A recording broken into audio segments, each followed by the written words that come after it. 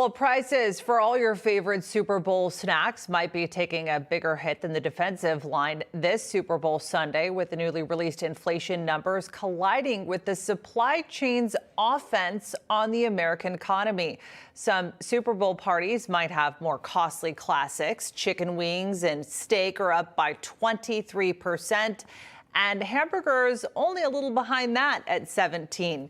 Here to talk to us a little bit more about how these inflation numbers are affecting all of us, we have Newsmax's own host of Wise Guys, John Tabacco. John, great to have you with us. We've been dealing with these prices throughout the pandemic, inflation surging now to that 40-year high. I mean, talk to us a little bit about devastating numbers that we saw come out this week on this. And Americans are probably starting to feel like there's no end in sight to this. You know, Kilmeny, I think a lot of flack on Wise Guys about being a goomba and putting things in regular people's terms, and the social media haters give me a beating, but I want to make this as simple as I possibly can. Here's the thing. Approximately 20% of all the dollars in circulation were printed in the last year. So a buck that sits in our pocket is really worth 80 cents. So they can talk about supply chains and all this other stuff. The truth of the matter is this is over exorbitant spending, and it's trickling down to the poorest people in America who get hit the hardest by inflation. And John, this is why we appreciate you, though, because I'm a journalist. I'm not very good at math, so I appreciate anybody that can crunch the numbers here. I mean, but it's really Americans have this feeling and this sense about this. I mean, President Biden actually addressed the rising prices in a press conference this week and said that they're doing all they could do. I want you to listen to this. Look, the fact is that we're in a situation now where you should have peace of mind. I know food prices are up, and we're working to bring them down. As I said, I grew up in a family where the price at the pump went up, you felt it, and I understand. But these things are necessities. We're working to bring down prices where they're not totally what families, in fact, have to pay now. Do you see the Biden administration doing anything to address this here? It's literally like we're living in bizzaro land that, he says these things are necessities, prices being up at the pump. This is a necessity. I'm sorry, but I want to overspend. I want to pass the Green New Deal. I want to give everyone health care. What the necessity is for the American people. Kilmeny, there was recently a Siena poll, and they don't usually favor us people on the right, the Siena pollsters. And it said that the top two things Americans cared about most were the economy, their pocketbook, and public safety. 93% of people thought the two top things were the economy and then public safety, police, to protect the money that they made, and they're not going to get robbed in their store or their house. So Joe Biden and his whole crew over there, they want us to ignore the elephant in the room. They want to tell us these things are necessary so we can redistribute the wealth. But the fact of the matter is, the people in the upper middle to higher class, they can afford the little bits and pieces. They got credit cards. They can go out and spend a couple of extra cents on gas.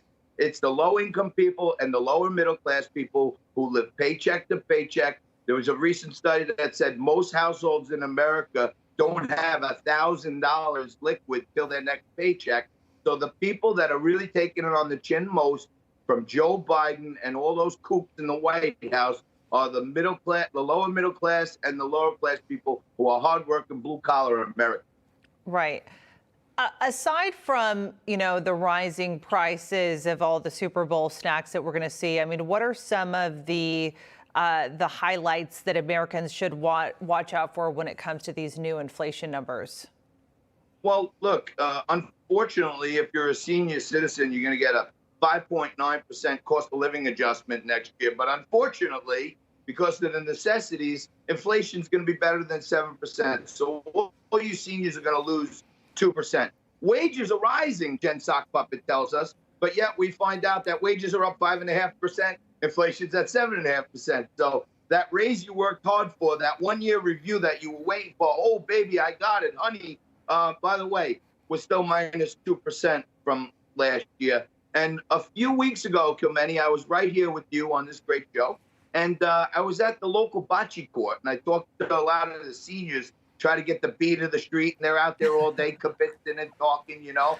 And one of the guys said to me, hey, when you go on that Newsmax again, tell them the cost of bocce is getting hit by inflation, because we used to play for $2 a game, and now you can't even get a coffee at Starbucks for $2.